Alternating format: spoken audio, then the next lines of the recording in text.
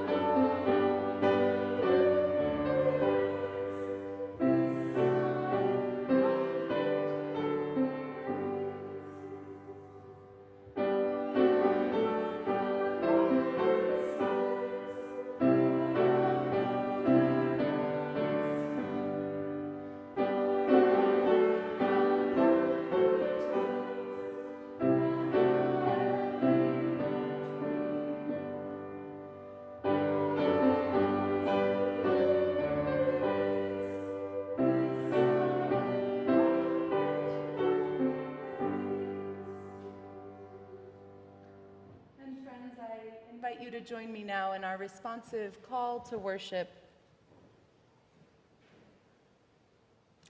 I lift up my eyes to the hill. From where will our help come?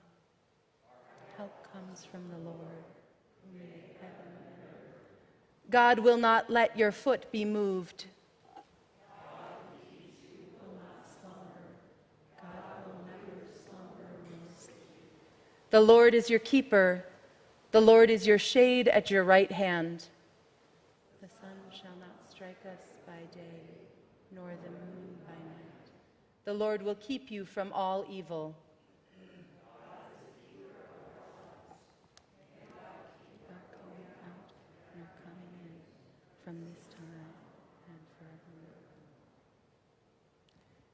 Our readings this morning come from a broad range of spiritual traditions, as is fitting for CJ's broad curiosity and sense of spiritual connection.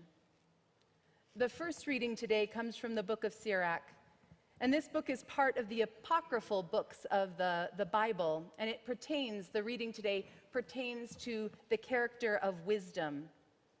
As you listen, I want to invite you to pay attention to the ways that wisdom is portrayed through the images of the divine feminine, woven throughout nature, both with sweetness and abundance. I selected this reading because in speaking with the people who love CJ most, they use some of these same descriptors in describing her. But I also chose it knowing that CJ and Roger both delighted in exploring new ideas and ways of knowing together. They delighted in wisdom. This passage will be read by Lynn, niece of CJ.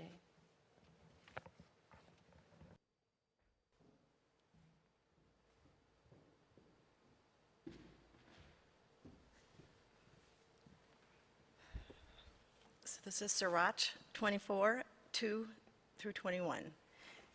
In the assembly of the Most High, she opens her mouth, and in the presence of God's host, she tells of her glory.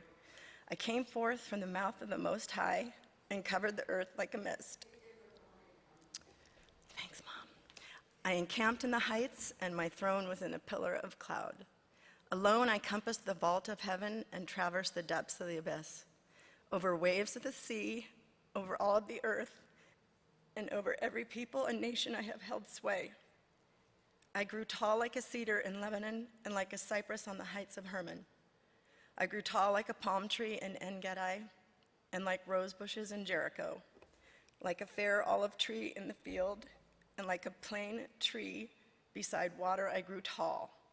Like cassia and camel's thorn, I gave forth perfume, and like choice myrrh, I spread my fragrance, like the odor of incense in the tent.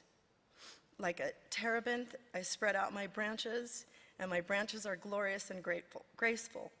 Like the vine, I bud forth delights, and my blossoms become glorious and abundant fruit. Come to me, you who desire me, and eat your fill of my fruits, for the memory of me is sweeter than honey, sweeter than the honeycomb. Those who eat of me will hunger for more, and those who drink of me will thirst for more.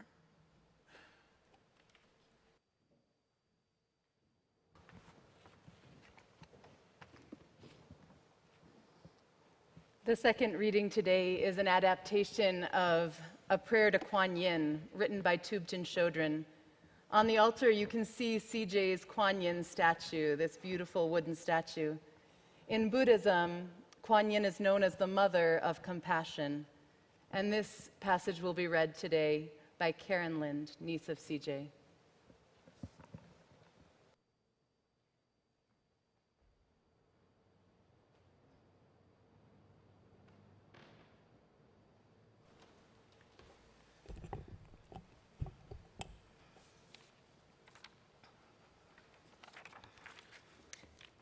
Kuan Yin, you who hear the cries of the world, please listen to our outpouring of sorrow and hope.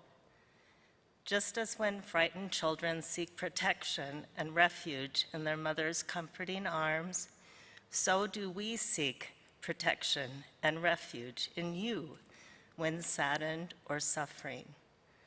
But who are you? You are nothing other than wisdom and compassion, and our own latent wisdom and compassion that can grow to become like yours. In tragedy, may we turn to wisdom and compassion and be comforted by its protective embrace. Seeing that all beings seek only happiness and never misery, may we abandon despair, anger, and blame. May all those who suffer from loss and grief, from horror and outrage, may they become fountains of wisdom and compassion flowing out to the world and healing beings' pain. May all those who have died release all attachment to this life and go on to the next with their hearts of wisdom and compassion. And with love, may we send them on with prayers that they be born in your pure land. By holding ourselves and others responsible for our misdeeds, may we too hear the cries of the world. And with compassion, may all of us overcome self-centered attitudes and create a better world, one in which everyone seeks to benefit each other.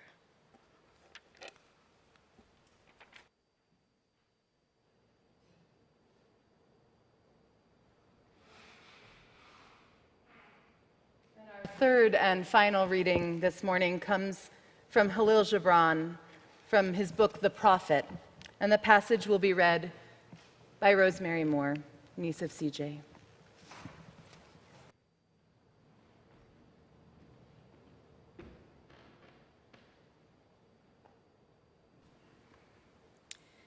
Meditation on death. For what is it to die but to stand naked in the wind and melt into the sun? And what is it to cease breathing but to free the breath from its restless tides, that it may rise and expand and seek God unencumbered?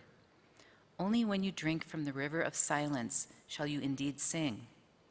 And when you have reached the mountaintop, then you shall begin to climb. And when the earth shall claim your limbs, then you shall truly dance.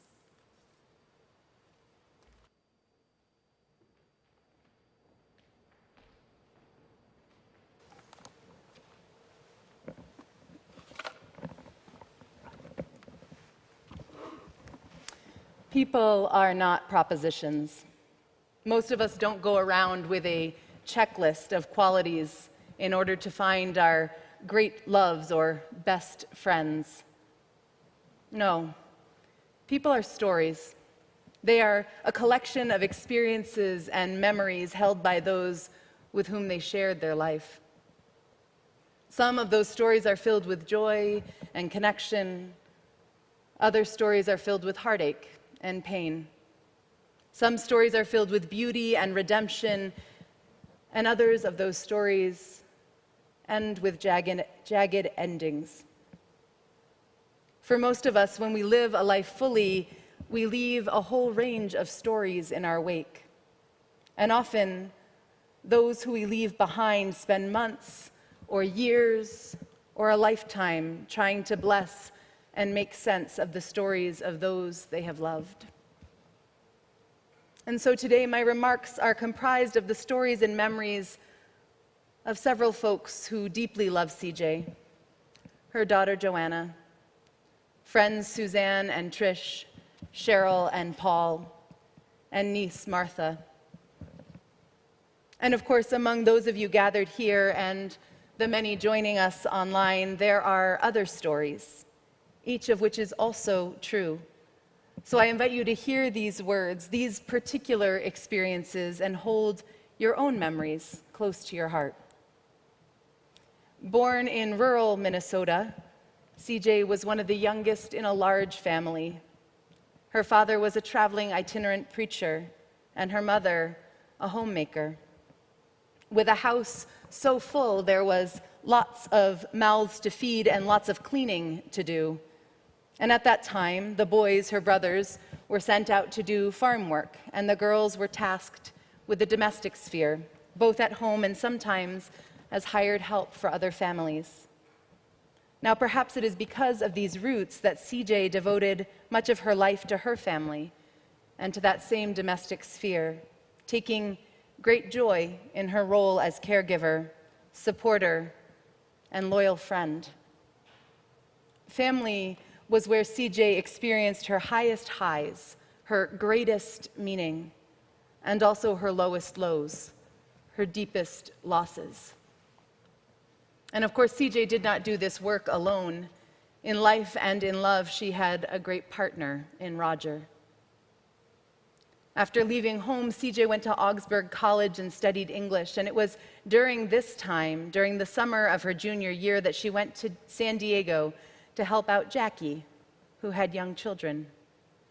While in San Diego, she met Roger, who was just a year older than she. They courted by mail, such a different time.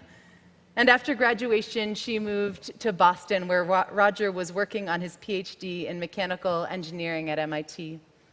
From Boston, they moved to California, and then to Texas, and finally back to San Rafael in 1977.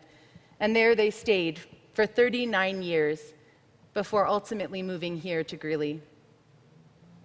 Over their many years together, CJ and Roger had the kind of love that people dream about. They deeply relished their time together. They had many grand adventures in this country and around the world. Of CJ's relationship with Roger, her niece Martha writes, CJ adored and admired her husband Roger. She enjoyed spending time with him, whether as a simple walk in the neighborhood or sharing a meal together at home. She appreciated Roger's ability to cook. She also enjoyed getting dressed up and going out with him. Although they were opposites in many ways, they beautifully complemented each other and clearly loved one another. Together, CJ and Roger had 2 children, first Paul and then Joanna, both of whom eventually graduated from high school, went to college in the area at Berkeley. I heard from more than one person that CJ dearly loved her family and that they were her pride and her joy. One person wrote, CJ always lit up when she was talking about her kids, Paul and Joanna, and also when she was talking about her fond memories of growing up in Minnesota with her many siblings. But her commitment to family extended beyond those with whom she shared a home. Between her siblings, there were 35 kids in the next generation alone, and CJ had a close connection to many of them. Here again, I turn to the words of Martha, who writes, in CJ's uncanny, intuitive way, she was the one who introduced my husband and me, thinking maybe we would make a nice couple. When we were engaged, she smiled and said, I'm not going to take the credit or the blame.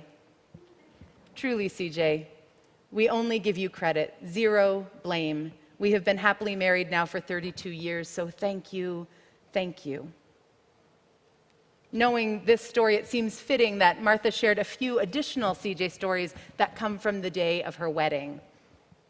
She says, CJ was a hard worker, not afraid to roll up her sleeves, dig in, and help.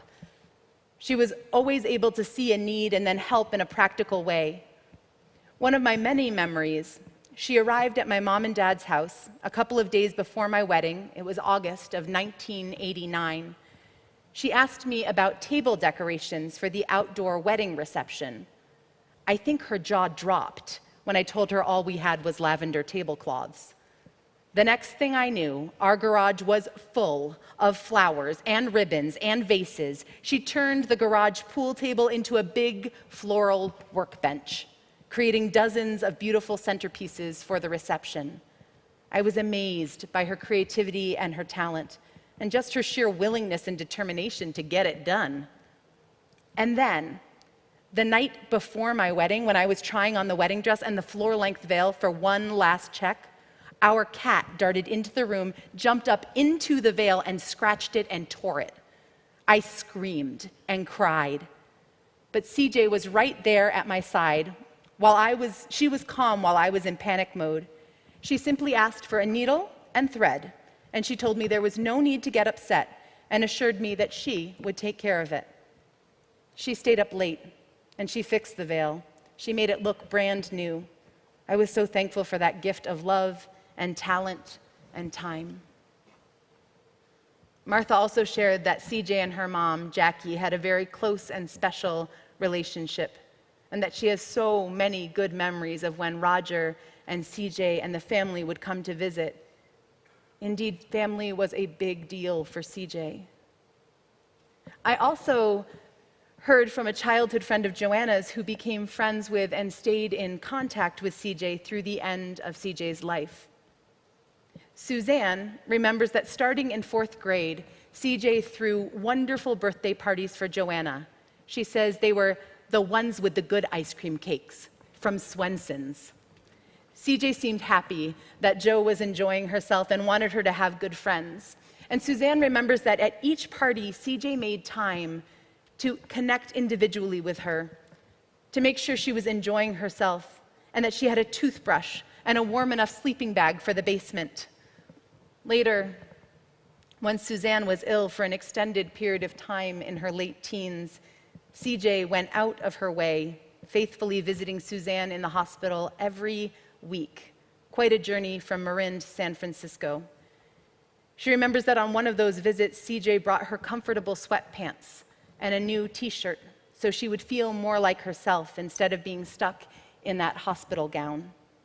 Suzanne says, "I wore those until they had holes in them because they brought me comfort, knowing she had given them to me, and she believed I was more than my illness." I also heard from CJ and Roger's friends, Cheryl and Paul, and they wrote, "We were truly sorry, Joanna, to hear of your mom's passing. We had so many fun and happy times together over our 23 years when we lived in Novato. Our friendship extends back to when we first moved there, and we, along with Robert and Jan Mann, became closest friends with your parents. Our children were close in age, and as parents of junior high and high school students, not only did our children have growing pains, but we, as parents, had growing pains. So the 6 of us formed our own parents club, which we called the Lutheran Parents of Adult Children. With that in common, we found all kinds of things to share and make happen. We went to wine tastings, concerts, plays, picnics, the annual Heart of the Valley wine tour, trips to Yosemite in our old van. We enjoyed going up to the Sierras in the summertime and staying in a B&B known for being haunted by ghosts. We found lots of picnic spots to explore throughout the year. We celebrated Joanna's wedding and many other happy times. I remember staying with your parents for several weeks when they were helping us transition from our home in Novato to Santa Barbara. When we moved to Southern California, it was quite a change for us. Your parents came down, checking out our new brewery and giving their blessings on our new home in Carpinteria. My heart was so full of sorrow when we heard of your mom's fall and all the complications that followed. Please know your parents were a really big part of our lives. They were like close family to us, and as such, we send our love. Please let Roger know how much he means to us and how sorry we are to hear of CJ's passing." As you can hear, these are not cursory friendships and relationships, but rather deep, transformative connections. CJ and Roger both were blessed by so many people who love them. When I asked for words that describe CJ, I heard about her warmth, her caring, her creativity and artistic flair, and her eye for beauty. CJ took deep joy in beautiful things, both adorning herself with care and creating beauty in the spaces she inhabited. Family friend Trish said, "I am sure CJ would be delighted that she was wearing her gauzy kimono skirt, which Joanna picked out for her when she died. It is exactly how she would have wanted to be dressed as she left the world." I heard that people were drawn to CJ, that she had kind of an otherworldly quality and gifts for intuition. She was a healer.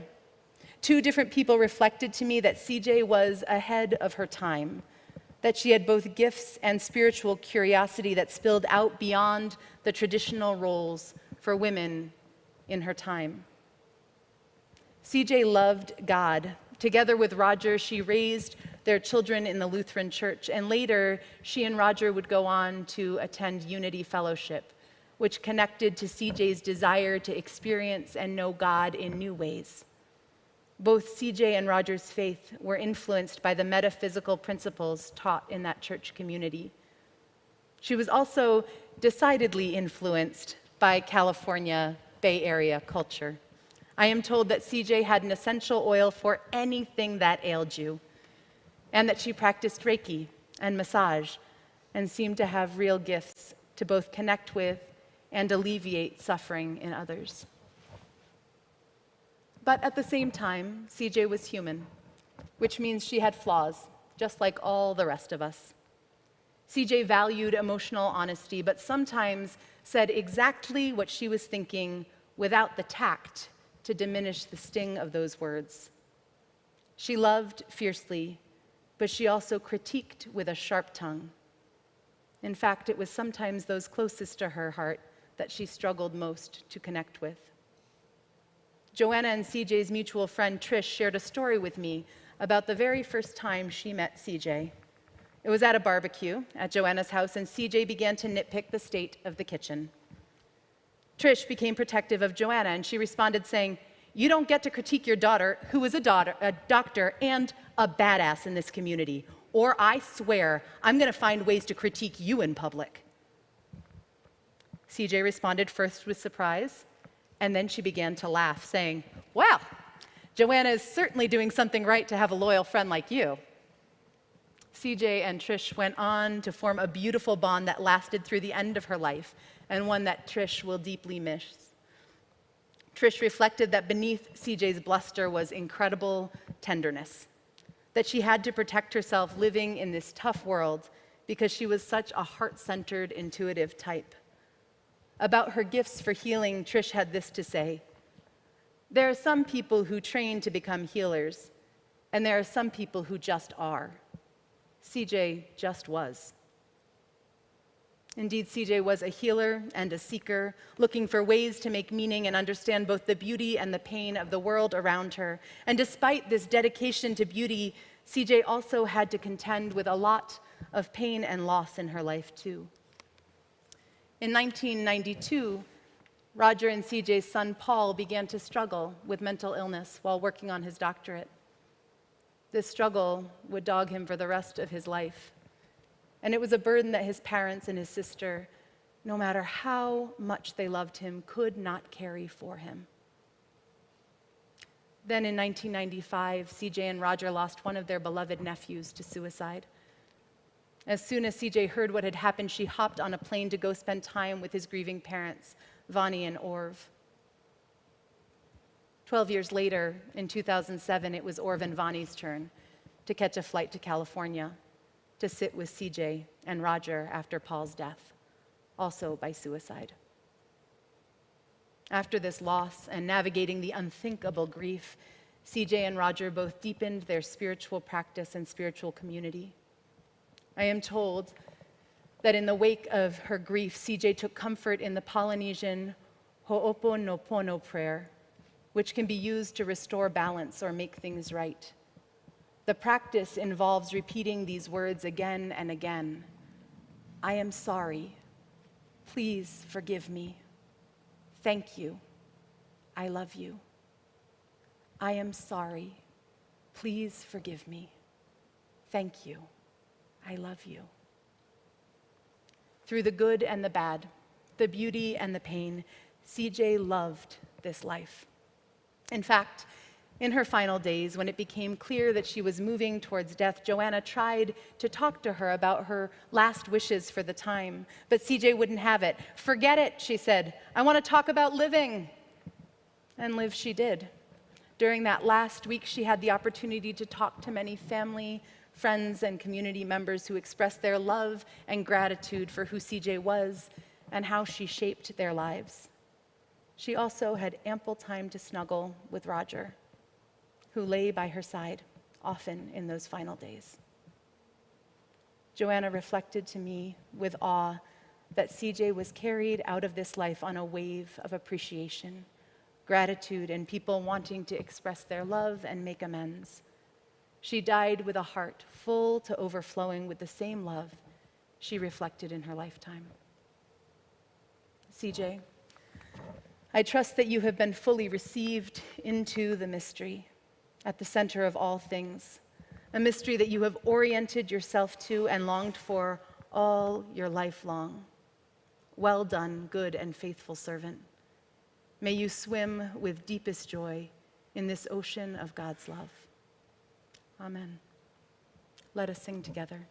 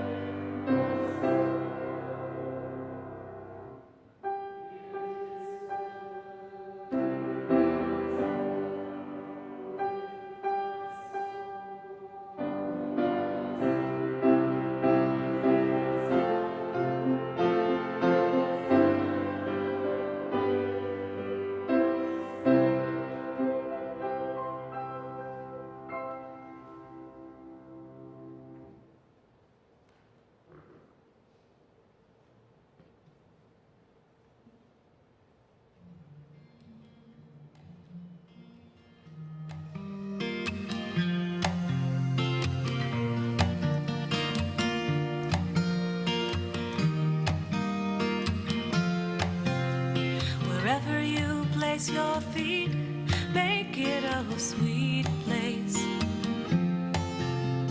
I know you're gonna work real hard, but try and take it slow. When I see you again, I want to see your smiling face. And if I miss you here, I'll catch you at home. I'll catch you smiling at home.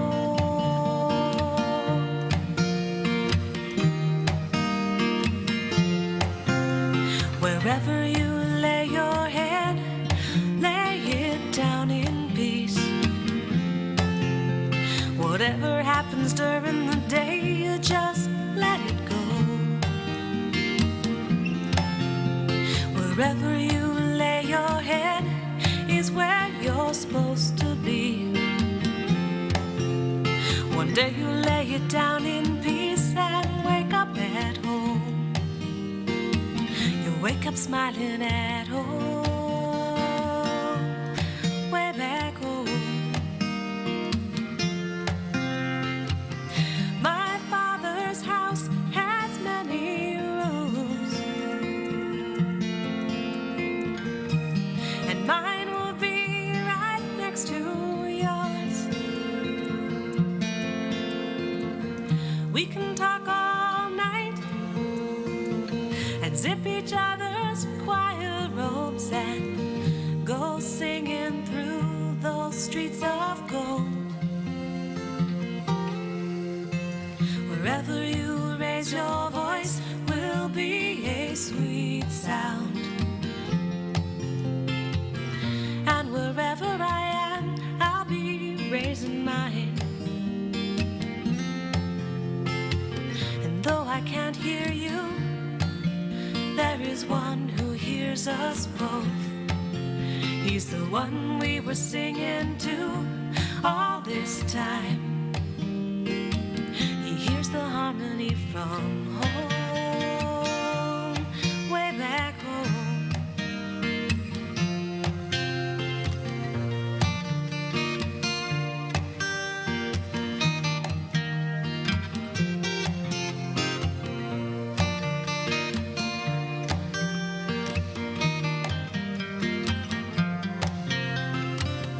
My Father's house has many rooms,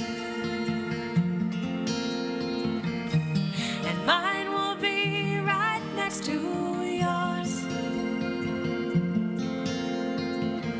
We can talk all night and zip each other's choir robes and go singing through those streets of gold. Wherever I place my feet, I'll try and make it a sweet place. You know I'm gonna work real hard, I'll try and take it slow. When you see me again, you're gonna see my smiling face.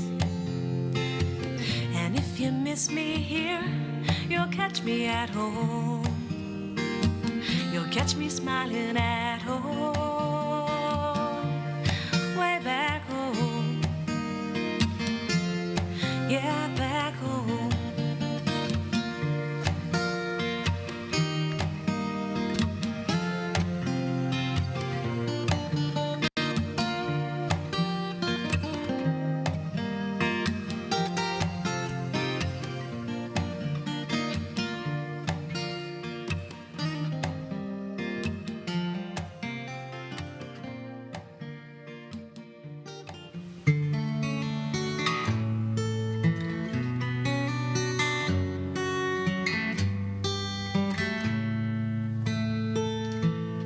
Sin excusa, sin alguien quien cobrar. Los ojos de Dios han visto mis fallas, mi dolor. Entiende mis debilidades y vergüenza. Y su corazón nunca cambia. Es tu cariño que nos lleva al arrepentimiento, sabiendo que nos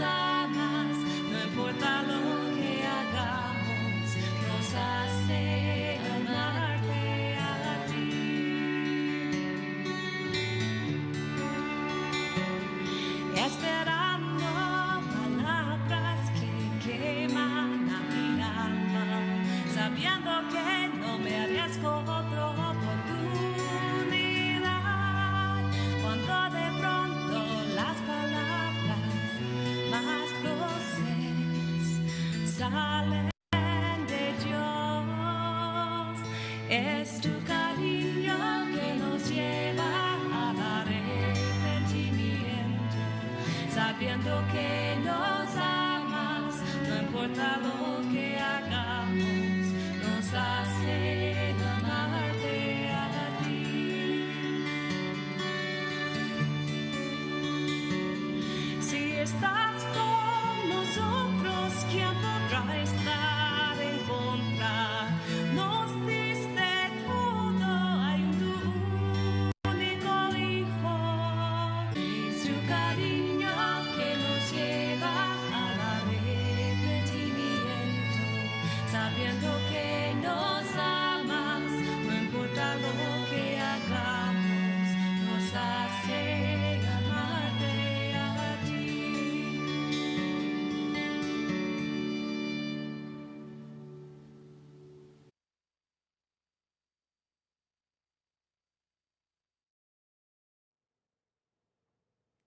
I invite you to come into a time of prayer or meditation or centering, to deepen your breath, to allow all that you have seen and heard, all that is in your heart, to settle in, noticing the pain, the sorrow, the grief and the gratitude. Notice what it means to love. Notice the ways that our stories are interwoven, inseparable one from the others.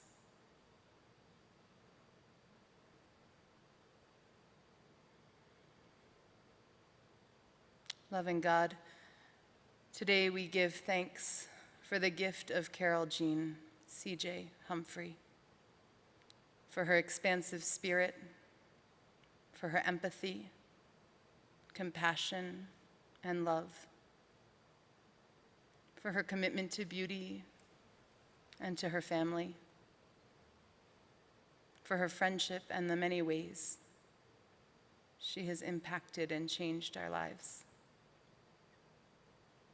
God, we ask that your great love, which connects us to all beings everywhere, would continue to flow through our lives in the coming weeks and months and years. We ask that this love would uplift us in the moments when we feel angry or afraid. We ask that it would accompany us when we feel heartbroken, disappointed, or lonely. We ask that it would remind us of the richness in our lives, filling our hearts with memories even in the face of our loss. And God, we ask that your great love would remind us to live fully while we are here, keeping our hearts open until the day that we too journey back into the mystery and become part of your greater whole. Bless CJ. Bless everyone who loves her. May they sense you walking with them. Amen. Let us sing together.